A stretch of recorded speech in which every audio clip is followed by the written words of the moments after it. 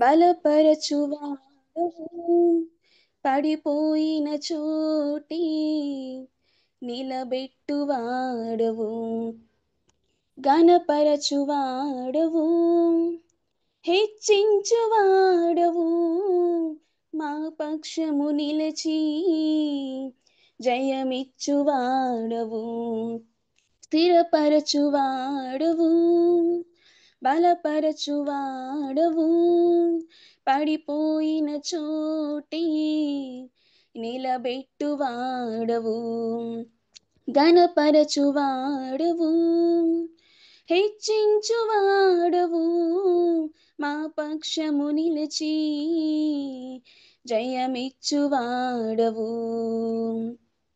ఏమైనా చేయగలవు, కథ మొత్తం మార్చగలవు, నీ నామముకి మహిమంతా తెచ్చుకొందువు.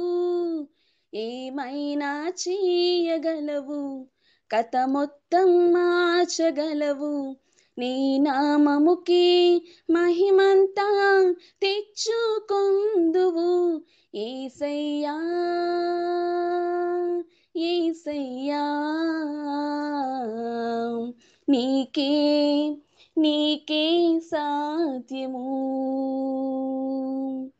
యేసయ్యా యేసయ్యా నీకే నీకే సాధ్యము. సర్వకృపానిధి మా పరమ కుమ్మరి, నీ చేతిలోనే మా జీవమున్నది. సర్వకృపానిధి మా పరమ కుమ్మరి, నీ చేతిలోనే మా జీవమున్నది. మా దేవా నీ ఆలోచనలన్నీ ఎంతో గొప్పవి, మా ఊహకు మించిన కార్యములెన్నో జరిగించుచున్నవి. మా దేవా నీ ఆలోచనలన్నీ ఎంతో గొప్పవి, మా ఊహకు మించిన కార్యములెన్నో జరిగించుచున్నవి. ఏమైనా చేయగలవు, కథ మొత్తం మార్చగలవు, నీ నామముకి మహిమంతా తెచ్చుకొందువు.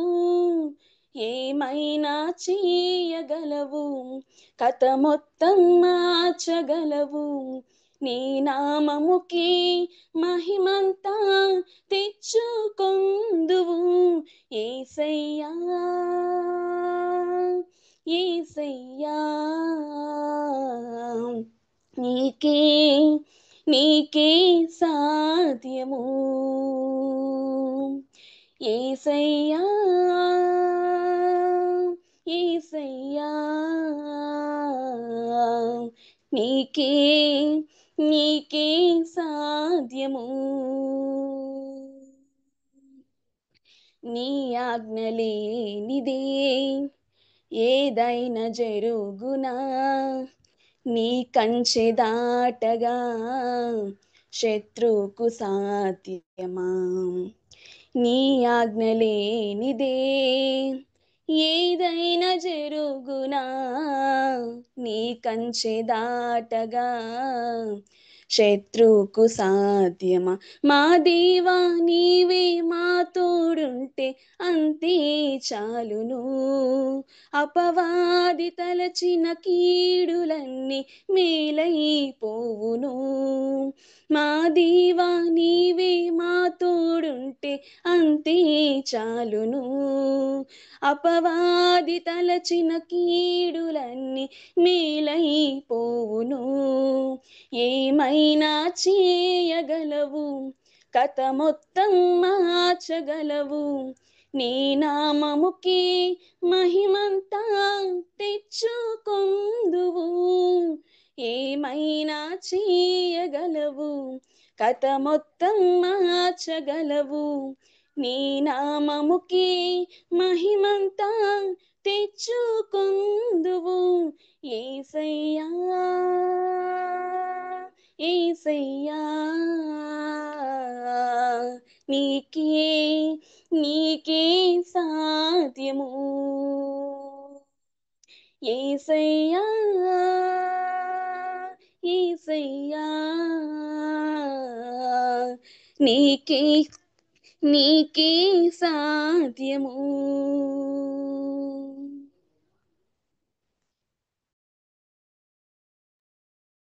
మంచిది.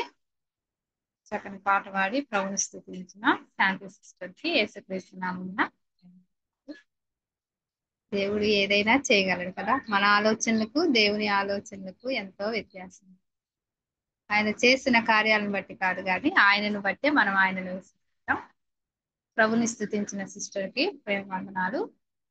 మన మధ్యన శామ్ సిస్టర్ వాక్యాన్ని అందిస్తారు.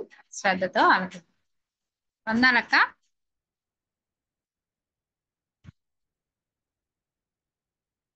వందనాలు. వినిపిస్తుంది? ఓకే అక్క. ప్రభు అయిన యేసుక్రీస్తు నామమున చేరువచ్చిన ప్రియులందరికీ ప్రేమవందనాలండి. మరలా మిమ్మల్ని దర్శించడానికి ఈ విధంగా కలుసుకోవడానికి మీరు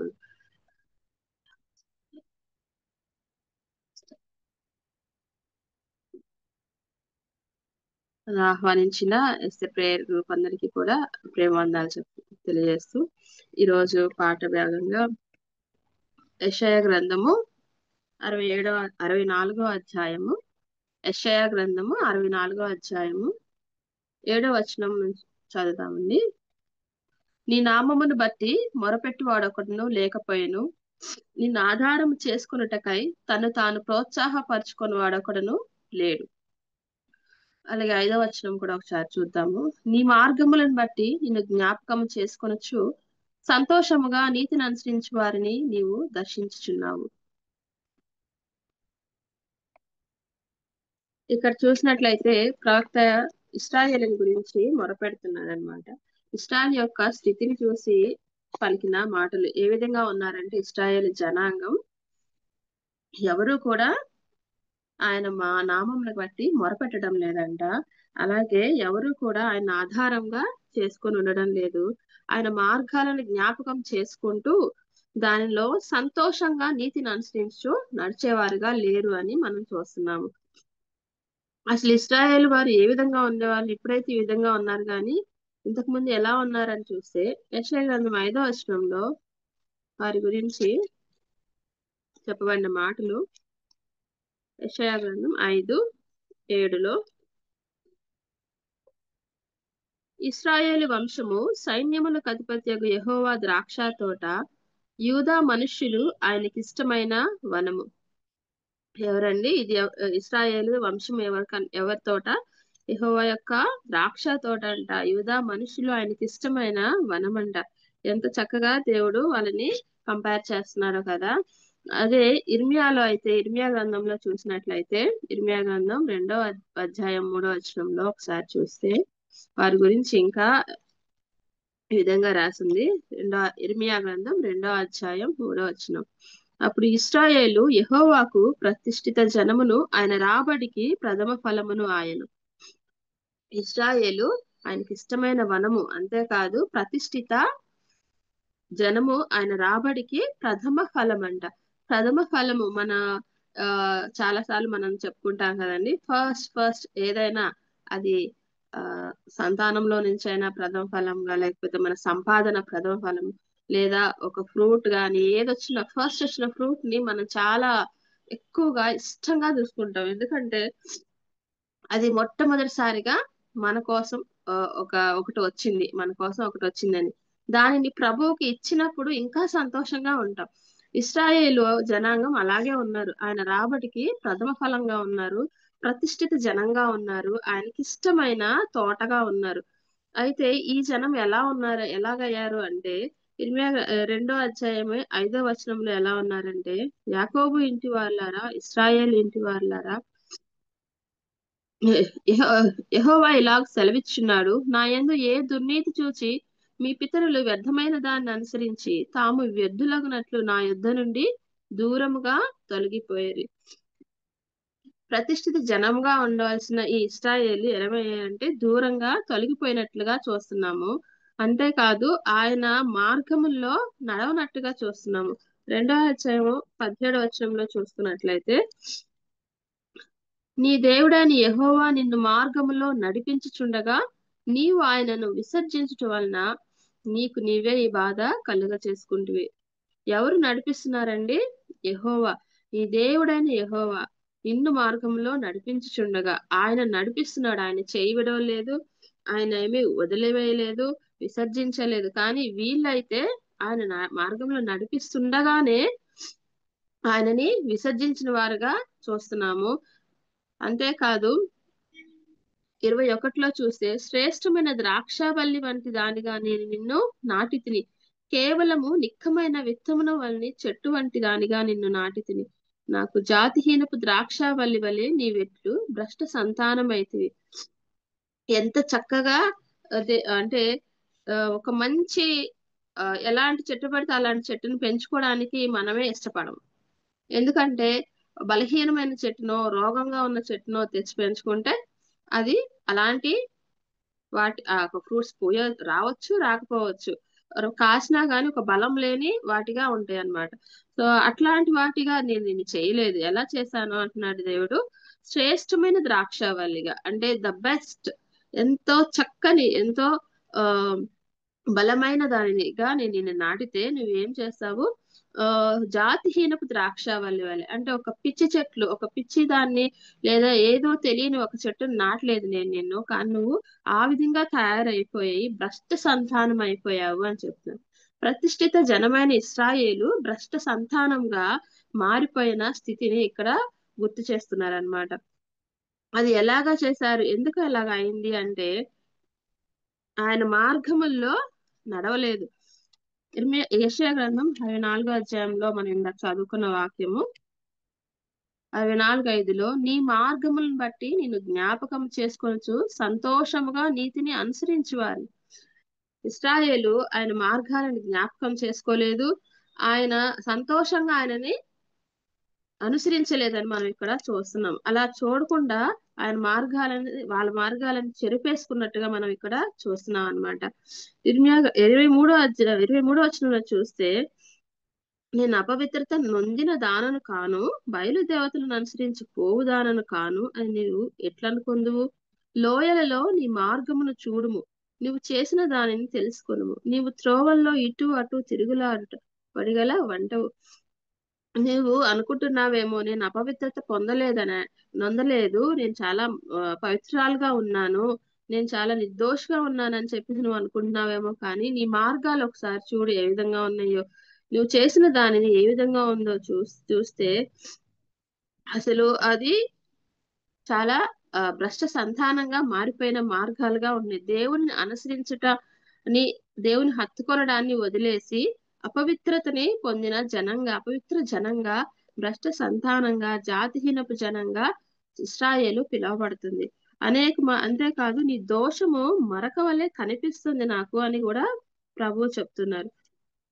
ఎంతగా అంటే క్షారం పెట్టి కడిగినా గాని అది పోదు అని చెప్పేసి 22లో, నీవు క్షారంతో కడుక్కొనెను, విస్తారమైన సబ్బు రాసుకొనెను, నీ దోషము మరక వలె నాకు కనపడుచున్నది. ఏమి దోషము? ప్రభువుని వదిలివేసి ఇతరులని అనుసరించటం, ప్రభువు మార్గాలను వదిలివేసి బయలుదేవతల్ని అనుసరించింది. తన కొరకు కొండల్లో, మెట్టల్లో, లోయల్లో అది ఏం చేసుకున్నారు? వాళ్ళు విగ్రహాలను నిలుపుకున్నారు, వాటికి బలులు అర్పించారు, పూజలు చేశారు. ఆ విధంగా ప్రభువుని విసర్జించినట్లుగా చూస్తున్నాము. అది వారికి ఒక పెద్ద అపవిత్రతగా ఉంది, పెద్ద డాగుగా ఉంది. ఇన్ని చేసి కూడా వాళ్ళు దాన్ని ఒప్పుకోవట్లేదు. నాకు ఎలాంటి అపవిత్రత లేదని నువ్వు అంటున్నావు చూసావా, నీ యొక్క అపవిత్రత అలాగా నాకు మరకలాగా కనిపిస్తూనే ఉంది అని ప్రభువు సెలవిస్తున్నాడు. ఎంతో మంది ప్రవక్తల్ని ప్రభువు పంపించాడు, ఎన్నో విధాలుగా వారికి చెప్పడానికి ప్రయత్నించాడు, కానీ వారెవ్వరూ కూడా వినని వారుగా మనం చూస్తున్నాం, తిరుగాడిన జనంగా చూస్తున్నాం. వారి మార్గాలను చెరిపివేసుకొని దేవుని మార్గంలోకి నడవడానికి వారిని వారుగా ఎవరు కూడా ప్రోత్సహించుకున్న జనంగా ఇశ్రాయేలు మనకి ఇక్కడ కనబడడం లేదు. ఎందుకంటే మన నీతి క్రియలు ఎలా ఉన్నాయండి? మురికి గుడ్డల వంటివి. అవును, ఈ రోజు అదే ప్రభు ఇక్కడ సెలవిస్తున్నాడు. నీ యొక్క మురికి, నీ యొక్క అపవిత్రత నాకు కనిపిస్తుంది. నువ్వు అనుకుంటున్నావేమో నేను నీతి గల దానిని, నేను నీతి క్రియలే జరుపుతున్నాను, నా క్రియలన్నీ చాలా గొప్పవని నువ్వు అనుకుంటున్నావేమో, కానీ నా దృష్టిలో అవి ఆ మరక నాకు కనిపిస్తుంది, నీ యొక్క అపవిత్రత నాకు కనిపిస్తుందని ప్రభువు ఇశ్రాయేలీలకు ఇక్కడ సెలవిస్తున్నట్లుగా చూస్తున్నాం. మరి ప్రభువుని ఆధారం చేసుకున్న ఇశ్రాయేల్ అయితే వర్ధిల్లింది, ప్రభువుని దూరం చేసుకున్న ఇశ్రాయేలు ఇలాగా అపవిత్రత దొందిన దానిగా ఎన్నో శ్రమల్లో, బాధలలో, మరి చెరపట్టబడిన సందర్భాల్లో, కరువుల్లో, ఇబ్బందుల్లో ఉన్న జనాంగంగా మనం ఇక్కడ చూస్తున్నాము. మరి దేవుని మార్గాలని పరిశోధించేవారు గాని, దేవుని మార్గాల మీద నడిచేవారు గాని అసలు ఉన్నారా? అది ఎక్కడ నుంచి, అది ఉంటే అది ఎట్లా జరుగుతుంది మనం ఒకసారి చూద్దామండి. మన సృష్టి ఆరంభం నుంచి చూసుకున్నట్లయితే ఆది కాండము 2వ అధ్యాయం, ఆదాముని అవ్వని దేవుడు ఒక ఆజ్ఞ ఇచ్చాడు ఆదాముకి అవ్వకి, మన ఆది మానవులకి. ఏదంటే 2వ అధ్యాయం 15వ వచనంలో, మరియు దేవుడైన యెహోవా నరుని తీసుకొని ఏదేని తోటను సేద్యపరచుటకును దాని కాచుటకును దానిలో ఉంచెను. ప్రభు ఆదామును అవ్వను ఏదోనిలో ఉంచిన పర్పస్ ఏంటండి? దానిని సేద్యపరచాలి, దానిని కాయాలి. అంతేకాదు ఈ బాధ్యతతో పాటు ఒక ఆజ్ఞను కూడా ఇచ్చాడు. మరియు దేవుడైన యెహోవా, ఈ తోటలోనున్న ప్రతి వృక్ష ఫలము నీవు నిరభ్యంతరంగా తినవచ్చును, అయితే మంచి చెడ్డల తెలివినిచ్చు వృక్ష ఫలములను తినకూడదు, ఇది ఆజ్ఞ. నీవు వాటిని తినుదినమున నిశ్చయంగా చచ్చెదవని ఆజ్ఞాపించను. ఈ ఆజ్ఞను వీళ్ళు అతిక్రమించినట్టుగా మనం చూస్తా ఉన్నాం అనమాట. ప్రభు అసలు ఆదాం నుంచి అవ్వ నుంచి ఏం కోరుకున్నాడు, వాళ్ళకి అసలు ఏమి ఇచ్చారు అంటే 1వ అధ్యాయం 28వ వచనంలో, ఆది కాండం 1వ అధ్యాయం 28లో, దేవుడు వారిని ఆశీర్వదించెను. ఎట్లనగా, మీరు ఫలించి అభివృద్ధి పొంది విస్తరించి భూమిని నిండించి దానిని లోబర్చుకునుడి. దేవుడు ఏం ఆశించాడు ఆదాము నుంచి అవ్వ నుంచి? ఆయన దీవించాడు, ఆశీర్వదించాడు వాళ్ళని. అంతేకాదు ఫలించాలి, అభివృద్ధి చెందాలి, విస్తరించండి, భూమిని నింపండి, దానిని లోపరుచుకోండి. ఇక్కడ మనం చూస్తే అభివృద్ధి చెందమన్నాడు, ఫలించమన్నాడు, భూమిని మాత్రమే లోపరుచుకోండి అని చెప్పారు. కానీ వారు భూమిని లోపరుచుకోవడంతో ఆగారా? వాళ్ళ ఆశ, వాళ్ళ మార్గము ఎలా ఉందంటే 3వ అధ్యాయం 5వ వచనంలో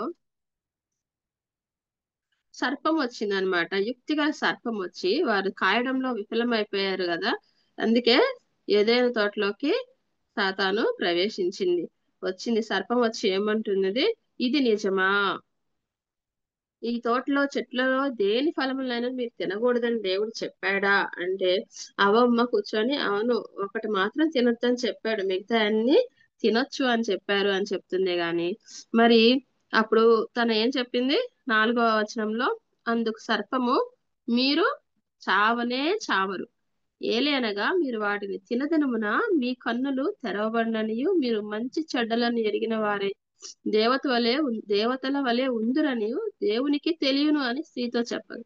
మరి దేవునికి తెలిసిన విషయం సర్పానికి ఎలా తెలిసిందో, అది కూడా ఆలోచన లేకుండా మరి అవ్వ తన యొక్క ఆకర్షణకి పడిపోయినట్లుగా మనం చూస్తున్నాము. మీరు చావనే చావరు అన్నది ఒక అష్యూరెన్స్ ఇచ్చింది. మీరు ఇది చేస్తే మేము చనిపోతామని దేవుడు చెప్పాడంటే, లేదు లేదు మీరు చనిపోరు అనగానే, ఓకే మేము చనిపోవా, మరి ఇంకెందుకు చెప్పాడు దేవుడు?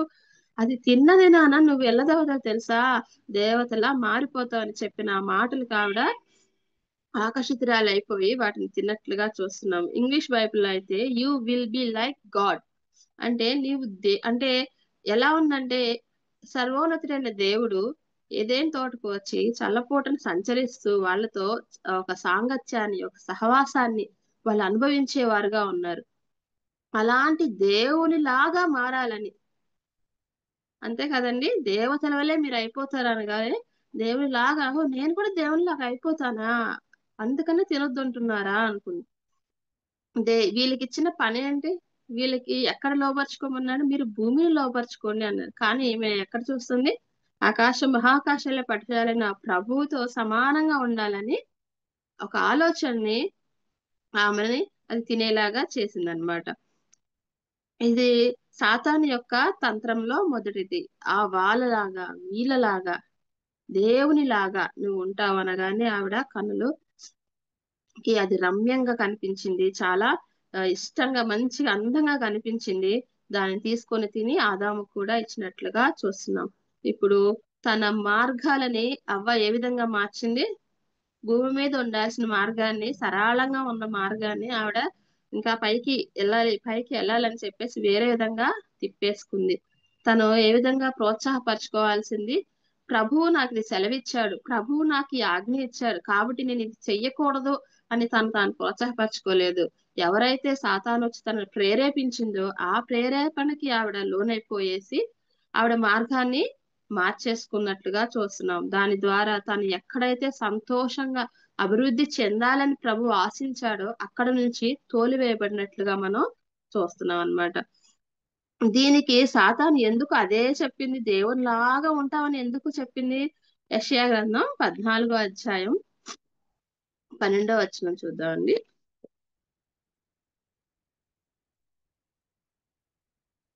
సాతాను ఇంకా వేరే విధంగా కూడా ప్రేరేపించవచ్చు కదా, కానీ ఎందుకు ప్రేరేపించలేదు, ఎందుకు ఈ విధంగానే ప్రేరేపించింది?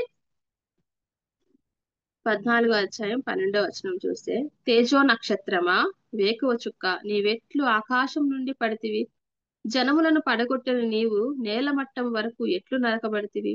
నేను ఆకాశమునకెక్కిపోయేదను, దేవుని నక్షత్రములకు పైగా నా సింహాసనము హెచ్చింతును, ఉత్తర దిక్కునున్న సభాపర్వతం మీద కూర్చుందును, మేఘమండలం మీదకెక్కుదును, మహోన్నతినితో నన్ను సమానునిగా చేసుకుందును అని నీవు మనసులో అనుకుంటేవి కదా.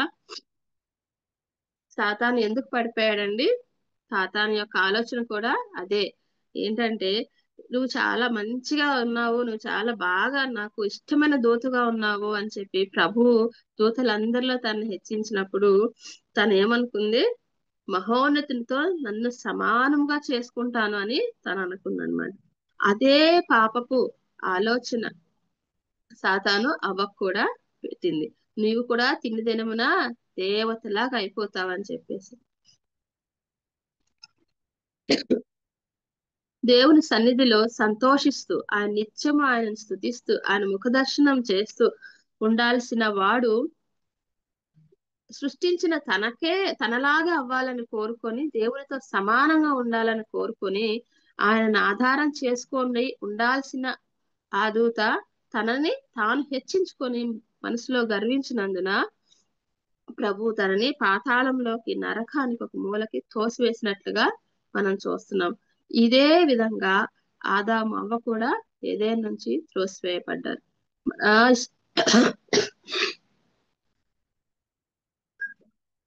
మనం ఇప్పుడు చూసుకున్న ఇశ్రాయేలు జనం కూడా వాళ్ళని హెచ్చించాడు, వాళ్ళని దేవుడు ప్రతిష్ఠిత జనంగా, మీరు నా వారు, నా సొత్తు, నేను మిమ్మల్ని హెచ్చిస్తాను, నేను మిమ్మల్ని అభివృద్ధి చెందిస్తాను, మీరు నాకు జనంగా ఉంటారు, మీరు నాకు ప్రతిష్ఠితంగా జనంగా ఉంటారని చెప్పిన ఆ ఇశ్రాయేలు జనం కూడా ఆయన నుంచి తొలగిపోయారు. ఆయన మార్గమును నడిపిస్తుండగానే ఆయన ఏమీ చేయవిడలేదు, ఆయన విడిచిపోలేదు, కానీ వీళ్ళంతటి వీళ్ళే వెళ్ళిపోయినట్లుగా చూస్తున్నాం. ఎందుకు?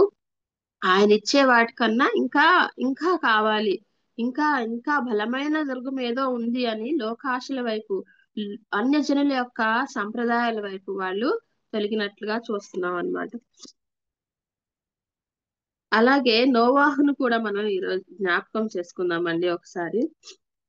ఆదికాండం 6వ అధ్యాయం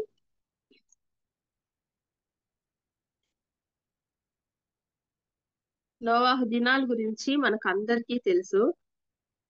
వారు ఎంత భయంకరమైన స్థితిలో ఉన్నారో కూడా మనం విన్నాము.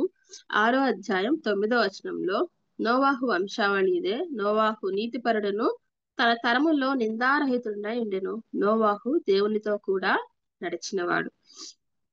మరి ఆ సమయంలో ఏ విధంగా ఉందంటే, 11, 12 చూస్తే భూలోకము దేవుని సన్నిధిని చెడిపోయి ఉండెను, భూలోకము బలాత్కారంతో నిండి ఉండెను.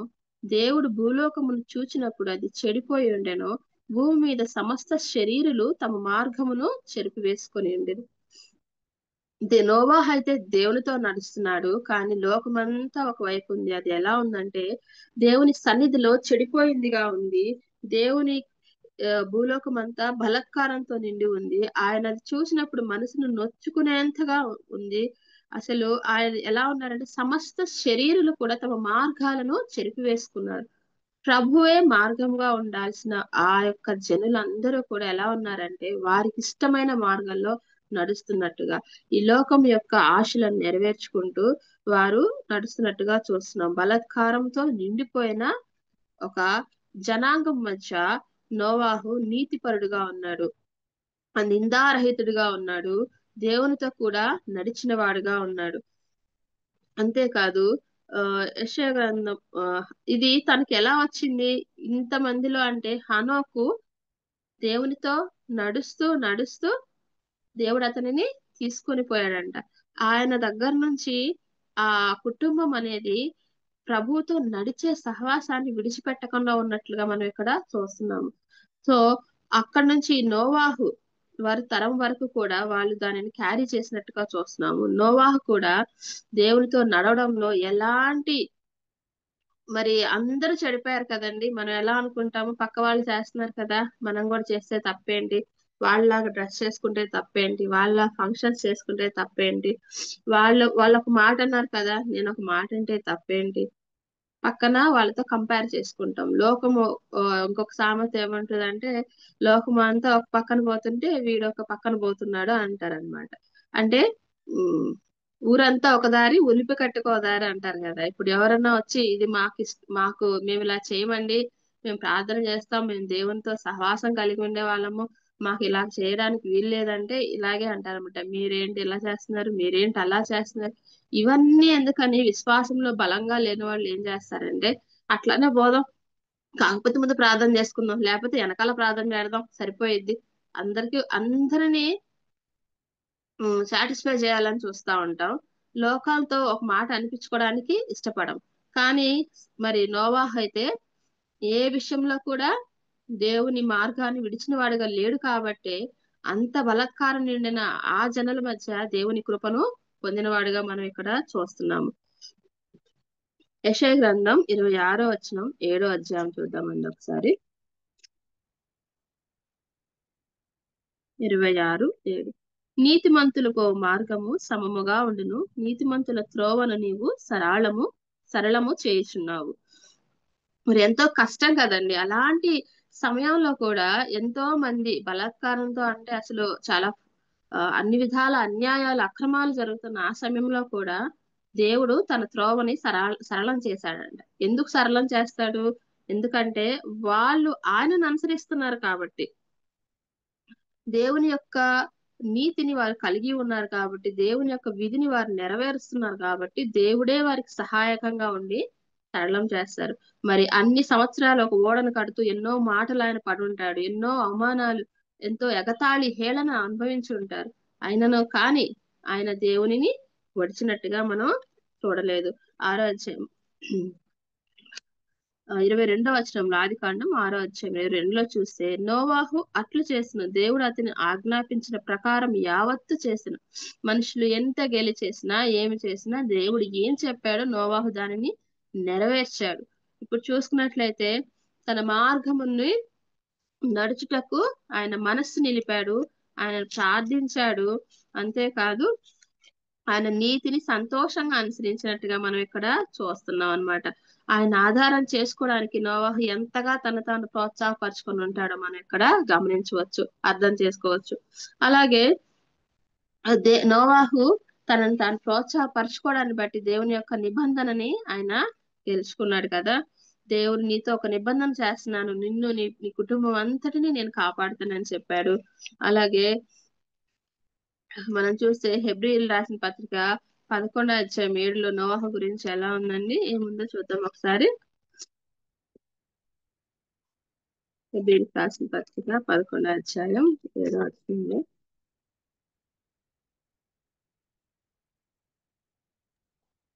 విశ్వాసమును బట్టి నోవాహు అది వరకు చూడని సంగతులను గూర్చి దేవుని చేత హెచ్చరింపబడి భయభక్తులు గలవాడే తన ఇంటి వారి రక్షణ కొరకు ఒక ఓడను సిద్ధము చేసెను. అందువలన అతడు లోకం మీద నేరస్థాపన చేసి విశ్వాసమును బట్టి కలుగు నీతికి వారసుడాయను. విశ్వాసమును బట్టి కలుగు నీతికి వారసుడు, ఎందుకంటే ఆయన నీతిమంతుడుగా ఉండి తన కార్యాలు జరిపించాడు. యథార్థ హృదయంతో ఆయనని అనుసరించినట్టుగా మనం ఇక్కడ చూస్తున్నాము. అలాగే మనం అబ్రహాం గారిని కూడా చూద్దామండి ఒకసారి. అబ్రహాము గురించి మనం విన్నప్పుడు ఆయన ఒక వచనం చాలా బాగుంటది. 15వ అధ్యాయం 6వ వచనం, ఆది కాండము 15వ అధ్యాయం 6వ వచనం. అతడు యెహోవాను నమ్మెను, అది అతనికి నీతిగా ఎంచెను. నోవాహు దేవునితో నడుచుట అతనికి నీతిగా ఎంచబడింది. అబ్రహాము దేవుని నమ్ముట అతనికి నీతిగా ఎంచబడింది. మరి అబ్రహాము జీవితం మన అందరికీ తెలిసిందే. ఆయన ఎంతో ధనవంతుడైనప్పటికీ తన కుటుంబముని తీసుకొని ఆ ఊరు నుంచి రమ్మన్నప్పుడు ఆయన ఆజ్ఞకి లోబడ్డాడు. మరి నీతి అంటే మనం ఇక్కడ ఏం చూడవచ్చు అంటే యథార్థమైనది, సత్యమైనది, అంతేకాక దయగలిగిందిగా చూస్తున్నాము. ఆజ్ఞను నెరవేర్చాలి. దేవుడి అంటే కరెక్ట్ గా ఉండేది. దేవుడి దృష్టిలో దేవుడు ఏదైతే చెప్పాడో దానిని నెరవేర్చడానికి మనల్ని మనం ప్రోత్సాహపరచుకోవడానికి వీళ్ళందరూ మనకి ఎగ్జాంపుల్స్ గా ఉన్నారండి. యెహోవాను నమ్మెను. ఎలాగ నమ్మాడు ఆయన? ఆయనకి ఏమి తెలియదు కదా అంతకు ముందు, కానీ రమ్మనగానే ఆయన వచ్చేసాడు. అంతేకాదు ఆ యాత్రలో ఆయన చాలా ఎత్తుపల్లాలు అనుభవించాడు. కరువులు వచ్చినాయి, కాటకాలు వచ్చినాయి, తన భార్యను తీసుకెళ్లిపోయి పెట్టేసుకున్నారు. అన్ని విషయాల్లో, కొన్ని విషయాల్లో దేవునికి నమ్మకంగా ఉన్నాడు, కొన్ని విషయాల్లో తప్పిపోయాడు. అన్నిటినీ ఆయన దాటుకొని వచ్చి ఆ వెయిటింగ్ పీరియడ్ లో ఆ విశ్వాసాన్ని ఆయన కాపాడుకుంటారు. దేవుడు ఏం చెప్పాడు? నీకు పిల్లలు ఇస్తానన్నప్పుడు ఆయన నమ్మాడు దానిని. అంతేగాని ఆయన ఎప్పుడు కూడా దారి తొలగిపోయినట్లుగా మనం చూడమన్నమాట. ఆది కాండం 12వ అధ్యాయం 1వ వచనం చూసుకుంటే ఒకసారి దేవుడు తనకిచ్చిన ఆజ్ఞను బట్టి ఆయన బయటకు వచ్చినట్లుగా చూస్తాము. యెహోవా, నీవు లేచి నీ దేశం నుండి, నీ బంధువుల యొద్ద నుండి, నీ తండ్రి ఇంటి నుండి బయలుదేరి నేను నీకు చూపించు దేశమునకు వెళ్ళుము. నేను గొప్ప జనముగా చేసి నిన్ను ఆశీర్వదించి నీ నామమును గొప్ప చేతును, నీవు ఆశీర్వాదముగా ఉండు. దేవుడు ఇచ్చిన ఈ వాగ్దానాన్ని చేత పట్టుకొని అబ్రహాం తన కలిగిన వాటన్నిటిని తీసుకొని తన స్థిర నివాసాన్ని వదిలి సంచార జీవితానికి ఆయన వచ్చి ఉన్నాడు అనమాట. అంతేకాదు అబ్రహాము దేవునితో ఏ విధంగా నడిచాడో మనం చూసుకుంటే ఎన్నో ఆత్మీయ పాఠాలు మనం నేర్చుకునే వాళ్ళము. 18వ అధ్యాయం 17లో చూద్దాం ఒకసారి. అబ్రహాము ఎంతగా ఆయన విశ్వాసంలో స్థిరపడి బలపడ్డాడంటే, అప్పుడు యెహోవా నేను చేయబో కార్యము అబ్రహాం నాకు దాచదనా.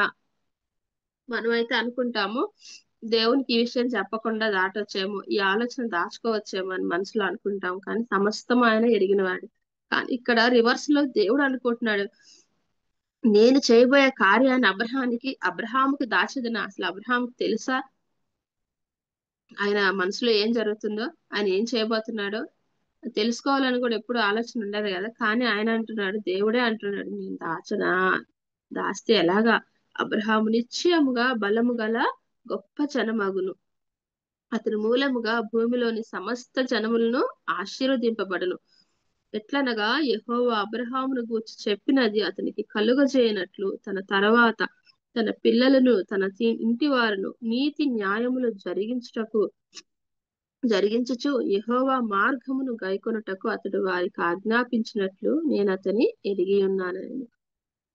ఆయన మాత్రమే నీతిమంతుడిగా ఉండడం కాదు గాని దేవుడు తన ఎడలు ఏదైతే చెప్పాడో, తన తరతరాలని, తన పిల్లల్ని, తన వంశాన్ని ఆశీర్వదిస్తానని దేవుడు ఏదైతే వాగ్దానం చేశాడో ఆ వాగ్దానాన్ని పొందుకునడానికి ఆ బిడ్డలు ఎవరైతే ఉన్నారో వాళ్ళందరూ కూడా ఆ విధంగా నడుచుకునేలాగన అబ్రహాం చేస్తానని చెప్తున్నాడు. దాని తర్వాత తన పిల్లలను తన ఇంటి వారును నీతి న్యాయములు జరిగించు యెహోవా మార్గమును గైకొనుటకు. ఇది ఎంత ఆ గొప్ప ఆ సాక్ష్యం అని చెప్పొచ్చు. అబ్రహాము జీవితంలో దేవుడు అబ్రహాము గురించి ఎంత మంచి సాక్ష్యాన్ని ఇచ్చాడో. తన ఎడలే కాదు, ఈ రోజుల్లో చాలా మంది ఎలా ఉంటున్నారంటే తల్లిదండ్రులు భక్తిపరులుగా ఉంటున్నారు, పిల్లలేమో దారి తొలగిపోయిన వారుగా ఉంటున్నారు. వారి కోసం వేడుకుంటూనే ఉంటున్నారు. మరి ఏం చేస్తామండి, దేవుని దయ ఎలా ఉంటే అలాగా. వాడు మరి ఎలా అవుతాడో ఏమో, ఎప్పుడు నమ్ముకుంటాడో ఏమో. ఒక నిశ్చయిత లేని ఏ, ఒక ఆ నిశ్చయిత లేని పేరెంట్స్ గా చాలా మంది ఉంటున్నాం, నిశ్చయిత లేని కుటుంబ సభ్యులుగా మనం ఉంటున్నాం. కానీ దేవుడైతే అబ్రహాం గురించి ఎంత గొప్ప సాక్ష్యం అంటే, తన తర్వాత పిల్లలు కూడా నా ఎడల నీతి న్యాయాలు జరిగించేవారుగా ఉంటారు, నేను చెప్పినట్లుగా వాళ్ళు నడుచుకునేలాగా ఆయన చేస్తాడని చెప్తున్నాడు. అంత గొప్పగా ఆయన నమ్మకత్వాన్ని గెలుచుకున్న వ్యక్తిగా అబ్రహాముని మనం ఇక్కడ చూస్తున్నాము. అది ఎలా జరిగిందంటే, మరి ఎంతగా ఆయన తనని నమ్ముతాడో. ఇప్పుడైతే అబ్రహాంకి ఇంకా పిల్లలు పుట్టలేదు, ఏమీ అవ్వలేదు, పిల్లలు పుడతారని వాగ్దానమే చేశాడు వచ్చి. కానీ బిడ్డ పుట్టిన తర్వాత, ఇస్సాకు పుట్టిన తర్వాత బలి ఇమ్మన్నప్పుడు కూడా వెనక తీయని అబ్రహాముని ఆయన ముందుగానే చూసినట్లుగా మనం చూస్తున్నాం అన్నమాట. మన హృదయంలో ఒక ఆలోచన, ఒక తలంపు పుట్టక ముందే నేను ఎరుగుతున్నానని చెప్పిన దేవుడు మన జీవితం మొత్తాన్ని చూస్తాడు కదండి. ఆ విధంగా అబ్రహామును కూడా ఆయన చూశాడు, పరీక్షించాడు.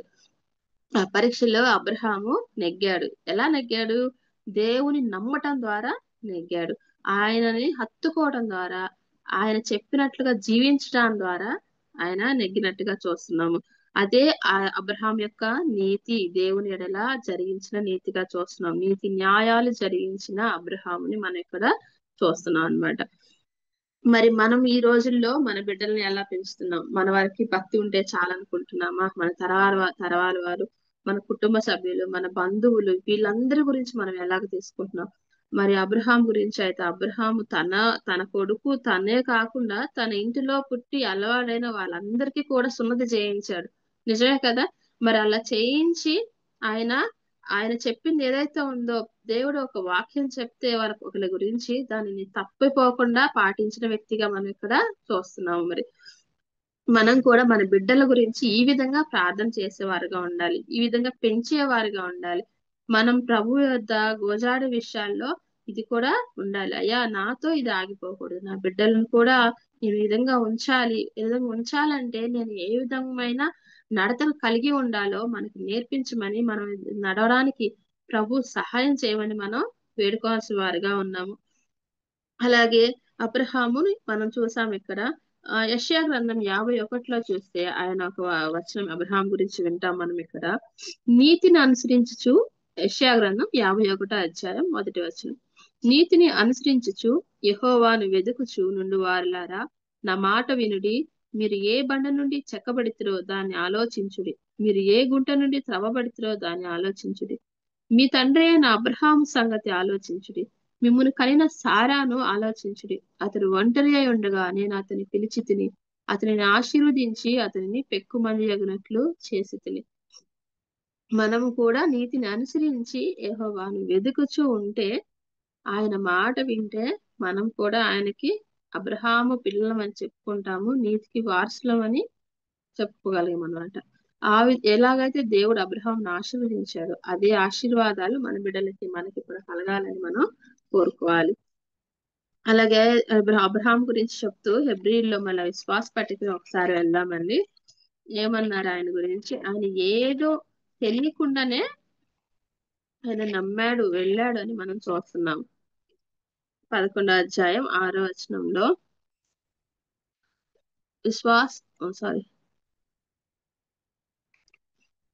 అబ్రహాము 8వ వచనం. అబ్రహాము పిలువబడినప్పుడు విశ్వాసను బట్టి ఆ పిలుపుకు లోబడి తాను స్వాస్థ్యంగా పొందనున్న ప్రదేశమునకు బయలుకు వెళ్ళను, మరియు ఎక్కడికి వెళ్ళవలనో అది ఎరగక బయలు వెళ్ళను.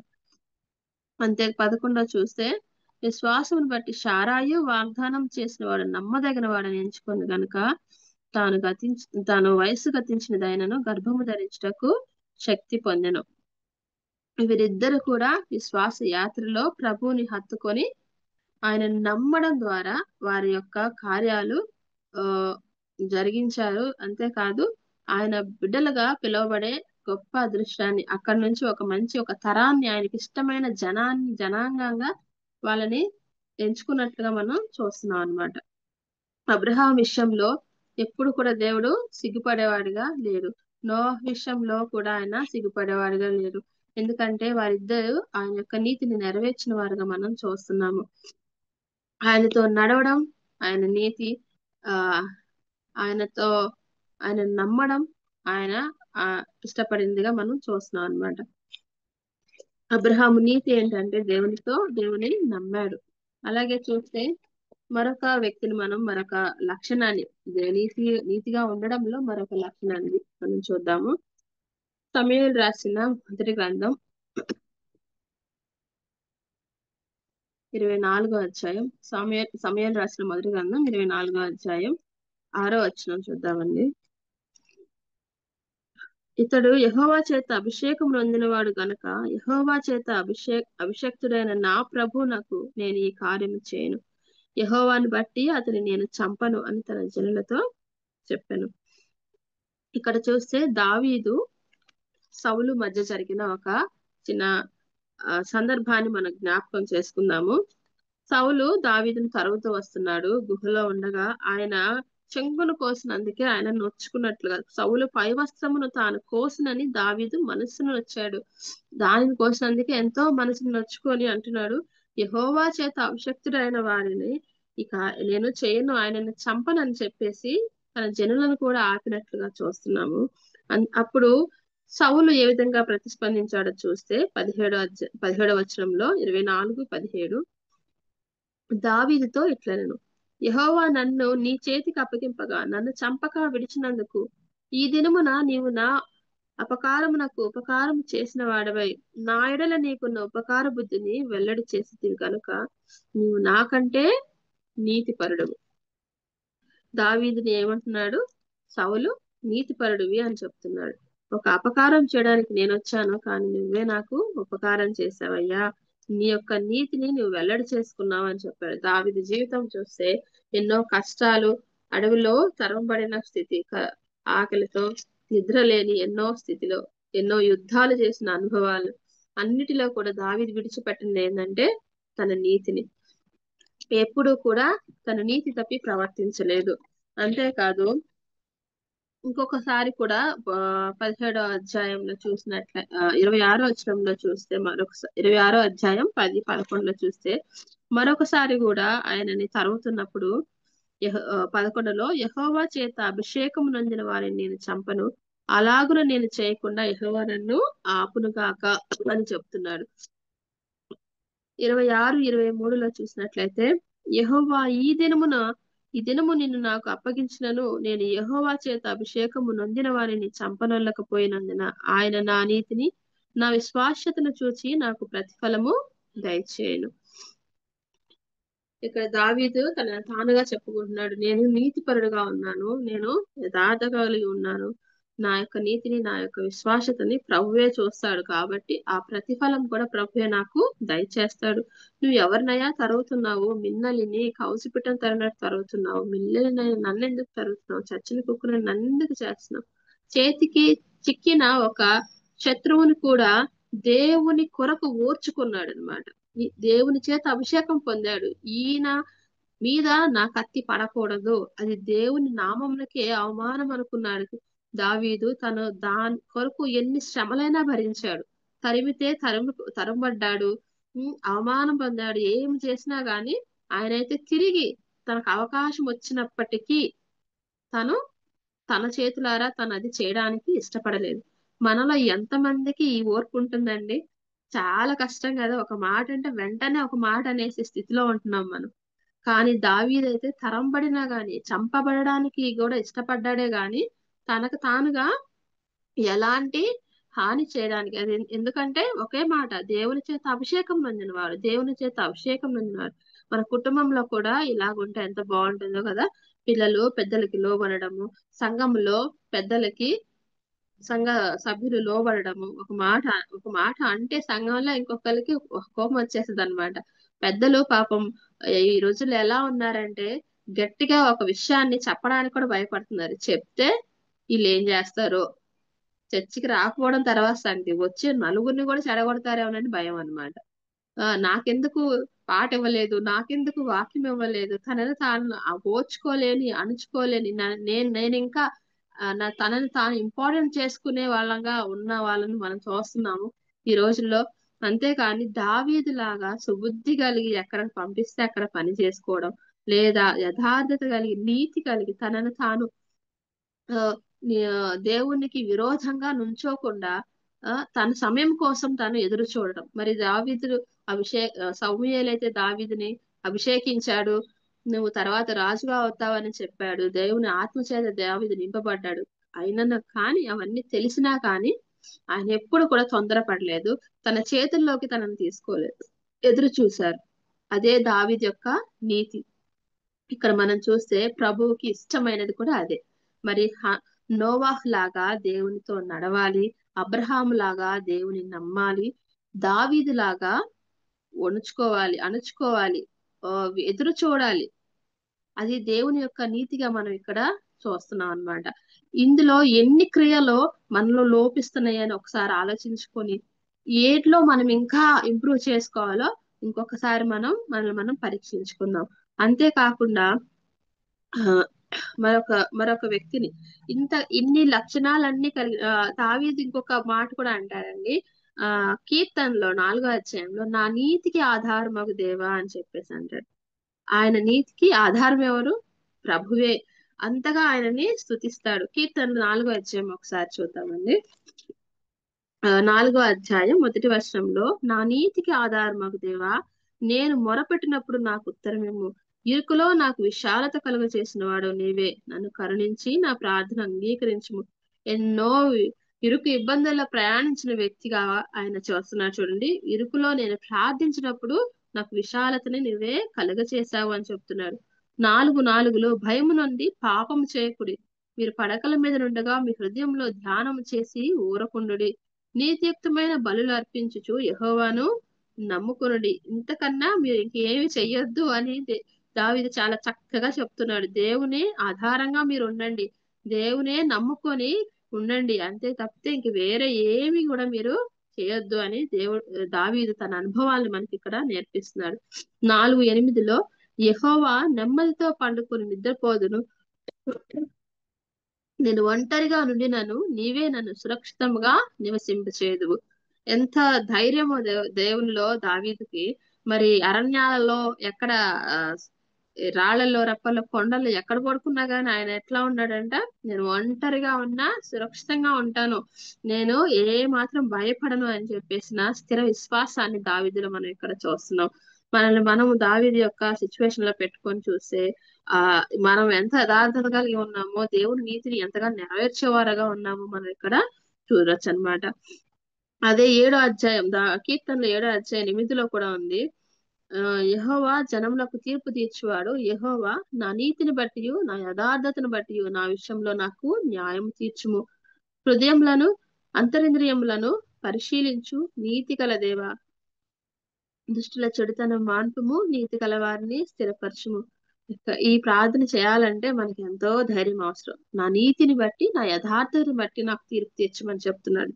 నాకు న్యాయం చెయ్యి అని చెప్పి దేవుని సన్నిధిలో నిలబడి అడుగుతున్న దావీదుని మనం ఇక్కడ చూస్తున్నాము. అంతగా ఆయన హృదయాన్ని మనం అనుసరించిన వ్యక్తిగా దావీదు. అందుకే దావీదు నా హృదయానుసారుడని మనం వింటాం కదా. అంతగా దేవుని నీతిని నెరవేర్చిన దావీదుని ఇక్కడ చూస్తే మనం ఏదైతే యెషయా గ్రంథంలో చదువుకున్నామో, ఒకసారి యెషయా గ్రంథము 64వ అధ్యాయం చూద్దాం ఒకసారి. ఈ వచనాలు చూసినట్లయితే, దావీదు ప్రభువు నామాన్ని బట్టి మొరపెట్టాడు, ఆయన్ని ఆధారం చేసుకున్నాడు, అలా ఆధారం చేసుకోవడానికి తాను ప్రోత్సాహపరుచుకున్నట్లుగా మనం ఇక్కడ చూస్తున్నాము. అంతేకాదు సంతోషంగా నీతిని అనుసరించినట్టుగా కూడా మనం చూస్తున్నాం. దావీదు మరి బాధపడలేదు, ఈ సౌలు ఎప్పుడు చచ్చిపోతాడో, నేను ఎప్పుడు రాజును అవుతానో అని ఎక్కడా కూడా ఆయన ఎదురు చూడలేదు, బాధపడలేదు, నిరుత్సాహపడలేదు. ఎప్పుడు కూడా దేవుని యందు సంతోషించినట్లుగా మనం ఇక్కడ చూస్తున్నాం. మరి ఇన్ని లక్షణాలు మరి ఒక్కొక్కరు ఒక్కొక్కటి అనుకుంటున్నాము.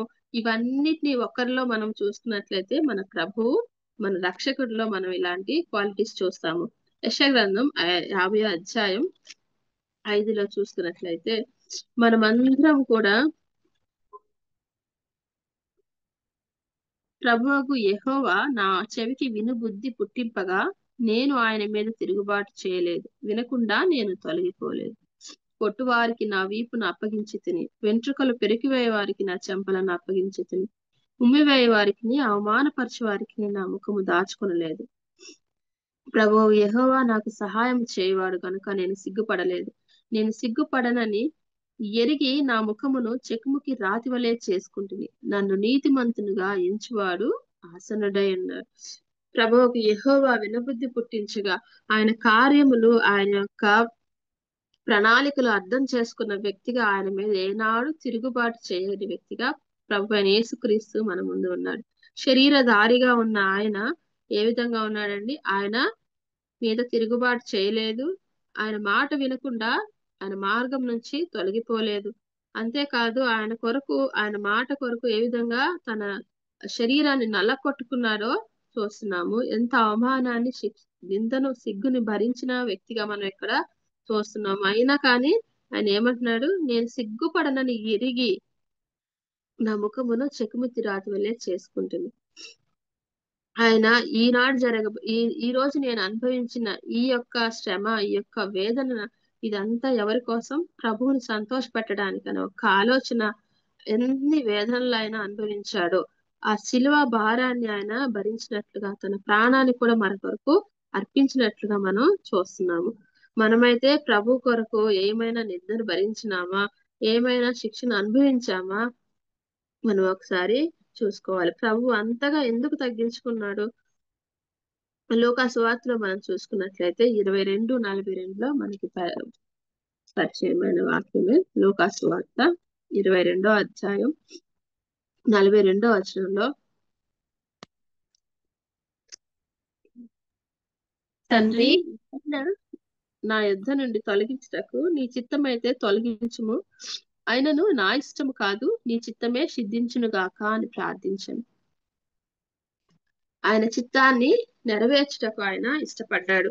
ఆ వేదనకి, ఆ బాధకి ఆయన ముందుగానే సిద్ధపడినట్లుగా మనం చూస్తున్నాము. నీ ఇష్టమైతే తొలగించయ్యా, ఈ గిన్నెలో తాగడం ఎంత కష్టమో ఆయనకి తెలుసు కాబట్టి, అయినా కూడా ఆయన తప్పించుకోవడానికి కారణాలు వెతకలేదు. ఎందుకు అంతగా తగ్గించుకున్నాడు? ఎందుకు అంతగా శ్రమ పడ్డానికి ఇష్టపడ్డాడు అని మనం చూసుకున్నట్లయితే రోమిల్కి రాసిన పత్రిక 3వ అధ్యాయం 10-12 చదవాలి. ఇందును గూర్చి వ్రాయబడినదేమనగా, నీతిమంతుడు లేడు, ఒక్కడునూ లేడు, గ్రహించువాడెవడనూ లేడు, దేవుని వెదకువాడెవడనూ లేడు, అందరినూ త్రోవ తప్పి ఏకముగా పనికి మాలిన వారేరి, మేలు చేయువాడు లేడు, ఒక్కడైనను లేడు అని చెప్తూ 17వ వచనంలో, నాశనమును కష్టమును వారి మార్గములో ఉన్నవి, శాంతి మార్గము వారు ఎరుగరు. ఇక్కడ చూసినట్లయితే నీతిమంతుడు లేడు, ఒక్కడునూ లేడు, గ్రహించేవాడు ఎవరూ లేరంట, దేవుని వెదికేవాడు కూడా ఎవరు లేరంట. వారందరూ ఎలా ఉన్నారు? త్రోవ తప్పి పనికి మాలిన వారై. ఇది ఎవరి కోసం చెప్పిన వాక్యాలు?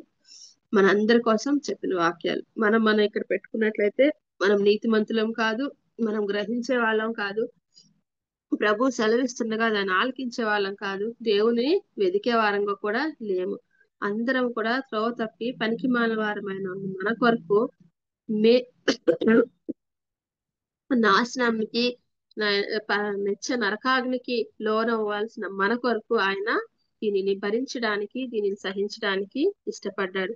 మనమైతే దేవుని శిక్షకి పాత్రలు, ఎందుకంటే మనము అనీతిమంతులంగా ఉన్నాము.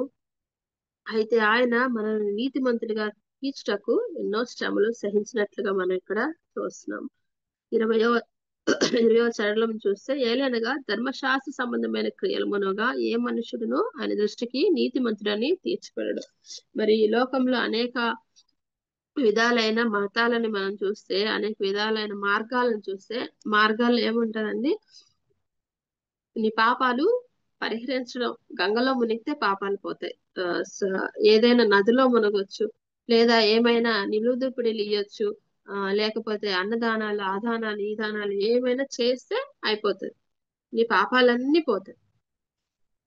కానీ ఆ మార్గము కాదు. ఆ విధంగా మన ఆ నీతి వల్ల మనకి ఏది జరగదు. ఏం చెప్పారు? మన నీతి ఎలా ఉంది? మురికి గుడ్డల్లాగా ఉంది. అది ఎంతగా నువ్వు ఎన్ని దానాలు చేసినా, ఎన్ని వ్రతాలు చేసినా, ఎన్ని పూజలు చేసినా, ఎన్ని నదుల్లో మునిగినా ఆ మరకలు పోవంట, అలాగే ఉంటాయని దేవుడు సెలవిచ్చాడు. మరి ఎలా పోతది, ఎలా ఉంటది? మరి ఈ ధర్మశాస్త్రము ఆ, ఎన్ని విధాలుగా పాపం అంటే ఏదో చెప్తుంది తప్పితే పాపం నుంచి నీకు విముక్తిని ఇవ్వట్లేదే. నీ డాగులు నీ మచ్చలు ఎలా పోతాయి? 21లో ధర్మశాస్త్రములకు వేరుగా దేవుని నీతి బయలుపడుతుందంట. 23లో చూస్తే దేవుని మహిమను మనం పొందలేని స్థితిలో మనందరం ఉంటుండగా ప్రభు ఏం చేశారంటే 26 రెండవ లైన్ చూద్దామండి. దేవుడు ఎప్పటి కాలం ముందు తన నీతిని కనబరచు నిమిత్తము తాను నీతిమంతుడును యేసునందు విశ్వాసం గలవానిని నీతిమంతునిగా తీర్చువాడేంటకు ఆయన అలాగూ చేశాను. ఎందుకు ఆయన శ్రమపడ్డబడ్డాడు? ఎందుకు ఆయన సిలువలో తన ప్రాణాన్ని ఇచ్చారంటే మనలని నీతిమంతులుగా తీర్చడానికి, దేవునితో కోల్పోయిన ఆ సమాధానాన్ని మనం కలిగి ఉండడానికే ప్రభువు ఆ విధంగా చేశాడు.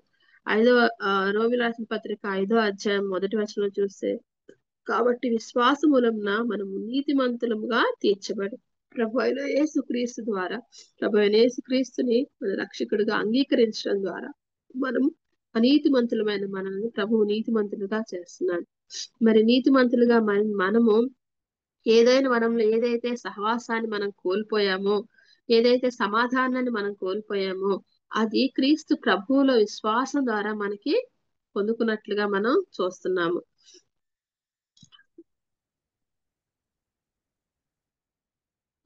ఎందుకంటే మనము నీతిమంతుల కొరకు ఒకరు చనిపోతాడేమో కానీ అనీతిమంతులైన మన కొరకు ప్రభు చనిపోవ తెగించాడు.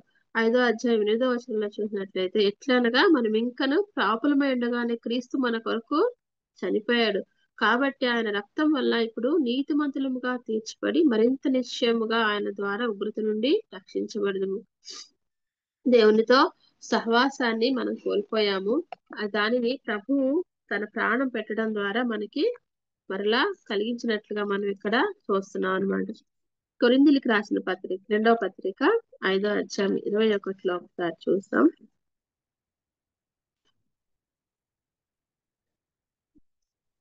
ఎందుకనగా మనం ఆయన యందు దేవుని నీతి అగునట్లు పాపమెరుగని ఆయనను మన కోసం పాపముగా చేసింది. మనం మన యొక్క పాపమును ప్రభువు ఆయన మీద మోపినట్లుగా మనం చూస్తున్నాము. మరి ఇట్టి దేవుని నీతికి మనం వారసులుగా ఉండాలంటే మనం ఏ విధంగా మన జీవితాన్ని కొనసాగించాలి? మరి లోకము దాని ఆశల వైపు మనం చూడకుండా, మన పితరులో చేసిన పాపాలలో మనం పడకుండా, సాతాను పెట్టే ఆ యొక్క ఆశలకి మనం లొంగకుండా ఎలా ఉండాలో మన పితరుల్లోని విశ్వాస వీరులను మనం ఇక్కడ జ్ఞాపకం చేసుకున్నామండి. నోవాహు వలె దేవునితో నడవాలి, అబ్రహాం వలె దేవుని నమ్మాలి, దావీదు వలె దేవుని కొరకు వచ్చుకోవాలి. అంతేకాదు మత్తయి సువార్తలో మన దళితుల పట్టికలో ఉంది కదా, 5వ అధ్యాయంలో నీతి కొరకు ఆకలి తప్పులు సహించేవారు ఉన్నారు, హింసల్ని భరించేవారుగా. వీళ్ళలో మనం వాటన్నిటిని కూడా ఆ లక్షణాలన్నీ మనం చూస్తున్నాము. వారిని ధన్యులుగా చెప్తున్నాడు, పరలోక రాజ్యం వారిదని ప్రభు సెలవిస్తున్నాడు. యెషయా గ్రంథంలో ఒక్కసారి మనం అలా చూసుకున్నాము. 64 ముగిస్తున్నాను. మరొకసారి మొదటి వచనాలు జ్ఞాపకం చేసుకుందాం. 64వ అధ్యాయంలో చూసినట్లయితే, అట్టి నీతికి మనం వారసులుగా ఉండాలంటే 24 7వ అధ్యాయం 7వ వచనంలో ఆయన నామమును బట్టి మొరపెట్టేవారుగా ఉండాలి, ఆయనను ఆధారం చేసుకోవడానికి మనల్ని మనం ప్రోత్సహించుకునేవారుగా ఉండాలి. అప్పుడు 5వ వచనం చూసుకుందాం. ఆయన మార్గాలను బట్టి జ్ఞాపకం చేసుకొనొచ్చు సంతోషంగా మనం నీతిని అనుసరించేవారుగా ఉన్నాం. అలా ఉంటే ప్రభు మనల్ని దర్శించేవారుగా ఉన్నాడు. అప్పుడు ఆ దర్శనం ఎలా ఉంటుంది? 4వ వచనంలో చూస్తే, తన కొరకు కనిపెట్టి వారి విషయమై నీవు తప్ప తన కార్యం సఫలం చేయ మరి ఏ దేవుని ఎవరు ఏ కాలంలో చూసి ఉండేది. మనం జ్ఞాపకం చేసుకున్న నోవాహు, అబ్రహాము, దావీదుల జీవితాలలో వారు తన నీతిని బిగబట్టుకునే వాళ్ళు ఏ విధంగా అయితే నిలబడ్డారో దేవుని కొరకు, ఆ నిలబడ్డాన్ని బట్టి ఆయన కొరకు ఆయన నిలబడ్డాన్ని బట్టి వారు వారి యొక్క నిబంధనలను పొందుకున్నారు. వారు వారి చేసిన వాగ్దానాలకి వారసులయ్యారు. అలాగ చేసిన ఆ వాగ్దానాలు లేదా ఆ కార్యాలను మనం చూసిన వారంగా మనం ఉన్నాము. అట్లాంటి కార్యాలు ప్రభు మన యెడల కూడా జరిగించాలని, ఆ నీతికి మనం కూడా వారసులం అవ్వాలని ప్రభు పక్షాన మనం ఈరోజు ప్రార్థన చేద్దాము. అట్టి కృపను ప్రభు మనందరికీ అనుగ్రహించుగాక. ఈ అవకాశం ఇచ్చిన మీ అందరికీ నా ప్రేమ వందనాలండి. చెప్పిన వర్తమానం ఇచ్చిన సుధా గారికి ప్రేమ వందనాలు. నీతిని గురించి మనం విన్నాం కదా. దేవుని ఉద్దేశం ఆయన ద్రాక్ష తోటలో కదా, మనం ఆయన వనంగా ఉన్నాం. అయితే నీతి ఫలాలు మనం కూడా ఫలించి ఆ రీతిగా మనం నీతిగా ఉన్నప్పుడు ఆయన మనల్ని దర్శిస్తాడని అది ముఖ్యంగా మనం జ్ఞాపకం చేసుకుందాం. చక్కని వర్తమానం ఇచ్చిన సోదరికి యేసుక్రీస్తు నామమున ప్రేమ వందనాలు. ఎస్తేర్ ప్రేయర్ వారియర్స్ గారికి కూడా వందనాలు. ప్రేయర్ చెప్పండి.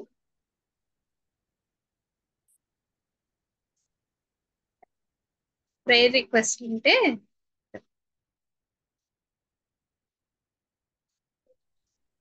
నేను కొండమ్మని ఆంటీ చెప్పండి. అంటే అదే అమ్మాయి గురించి ప్రార్థన చేయండి. ఆలస్యమి సోమవారం ఆపరేషన్ చేస్తామన్నారు. Okay aunty. అట్లా వాళ్ళ రక్షణ గురించి కానీ చేయండి అమ్మయ్య. వాళ్ళ ఇంటి అంత రక్షణ ఉందని అట్లా అలాగండి. ఏమో పిల్లంగా వాళ్ళ ఆసుపత్రిలోనే ఉన్నారు. వాళ్ళ గురించి కానీ చేయండి అమ్మయ్య. చిన్న పాప 4 నెలల పాపకి ఆక్సిజన్ పెట్టినారు. నెమ్ముందంట. చిన్న పాప జిస్కా పాప పేరు. వాళ్ళమ్మ పేరు ఏమా. అలాగండి.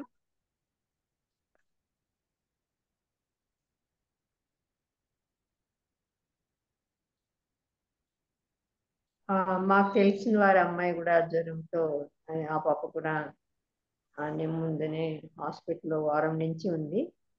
ఆ చిన్న పాప ప్రార్థన. ఫాదర్ పేరు మహేష్. ఆ అమ్మాయి పేరు తెలియదు నాకు. చిన్న బిడ్డ 2 years అనుకుంటాను. పాపకి హాస్పిటల్లో ఉంది. ఓకే.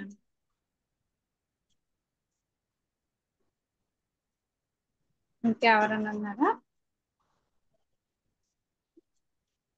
మంచిది. నాది కూడా ఒక స్తుతి అంశం. గడిచిన వీక్ లో మా నాన్నగారు ప్రాణాపాయ స్థితి దగ్గరికి వెళ్ళి తను కూడా దేవుని కృప వల్ల ఇప్పుడు చక్కని ఆరోగ్యం ఇచ్చారు. అయితే కొంచెం ఫుడ్ తీసుకోవట్లేదు. అయితే ఫుడ్ తీసుకోవాలని, యాక్చువల్ గా తనకి బ్లడ్ క్లాట్ అయ్యిందని చెప్పారు. మెడిసిన్స్ ద్వారా తగ్గితే పర్లేదు, కొంతకాలం ఉంటారు అన్నట్లు చెప్పారు. ప్రార్థించిన మీ అందరికి కూడా యేసుక్రీస్తు నామమున ప్రేమ వందనాలు. సంపూర్ణ ఆరోగ్యం కోసం ప్రార్థనలో జ్ఞాపకం చేస్తుంది. ఇంకేమైనా ప్రేయర్ రిక్వెస్ట్ ఉంటే చెప్పండి. లేని ఎడల ఈ ఉదయం నుంచి ప్రేయర్ చేయని వారు ఉన్నారు. చెప్పండి అంటే మా ఆడబిడ్డ కోడలు ఎన్నెముక పక్క కదిలిందంట. ఆపరేషన్ చేయగలరు. ఆపరేషన్ లేకుండానే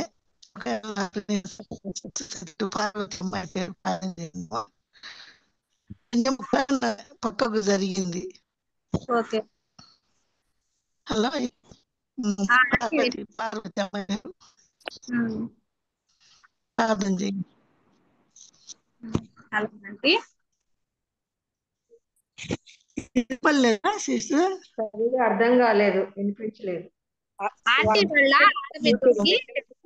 ఆంటీ వాళ్ళ ఆడబిడ్డకి ఆడబిడ్డకి దెబ్బ తగిలిందండి పక్కన. ఎన్నెముక పక్కకు జరిగింది. Bhagyamma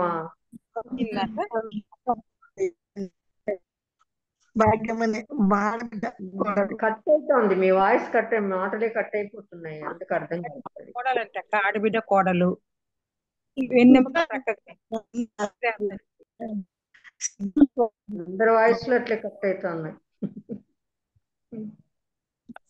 problem okay okay okay okay ఇద్దరు సిస్టర్ ఆంటీ క్యారీ ఆన్ అన్నాను. Okay aunty. ఎవరైనా రెడీగా ఉండండి. Grace sister.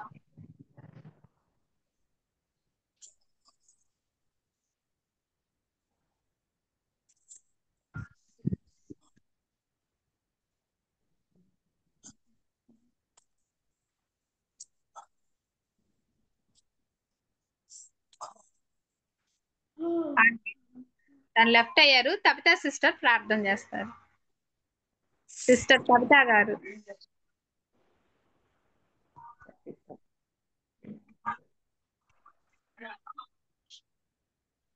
కూర్చొని ఉన్నారు. అవునండి. చెప్పండి మనజాకి. ఉదయం నుంచి చేయని వాళ్ళు ఎవరున్నారు చేయమనండి. చెప్పండి. అన్నాలాంటి చేస్తారు. ఏం చేయమంటమ్మా ఎస్తేరు? చేయండి ఆంటీ. విశ్వేశ్వర సిస్టర్ అక్కడి నుంచి చేస్తారు, అమెరికా నుంచి. విన్నారు కదా ఆంటీ? విన్నాంలేమో. కొండమ్మ వాళ్ళు వినాలు చెప్పారు కదా జెసికాకి. ఆదిలక్ష్మి సిస్టర్ కి మండే సర్జరీ ఉంది, దానికోసం కూడా వారి కుటుంబ రక్షణ కోసం.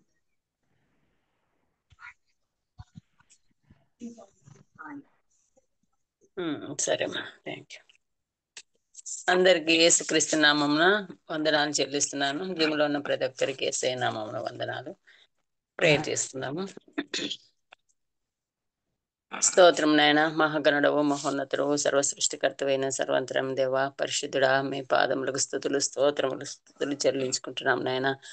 అద్వితీయ సత్యస్వరూపుడమైన తండ్రి స్తోత్రాలు. ఆది సంభూతుల ఆధారభూతులమైన మా ప్రేపర్లోకి ముందున మా తండ్రి, మీ పాదములకు మరొకసారి ఉదయకాలం నాయన ఈ సాయంకాలం స్తుతులు స్తోత్రములు చెల్లిస్తున్నాము తండ్రి. మీ కృపలో మమ్మల్ని అందరినీ ఇంతవరకు కాపాడినందుకు, కాచినందుకు దేవా మీకే స్తోత్రము చెల్లిస్తున్నాం. మీ యొక్క ఆదరణ, మీ కృప, మీ తోడు, మీ సన్నిధి మాతో ఉంచి నాయన మీరు నడిపించిన విధానం బట్టి కూడా మీకు స్తుతులు స్తోత్రాలు చెల్లిస్తున్నాను నాయన.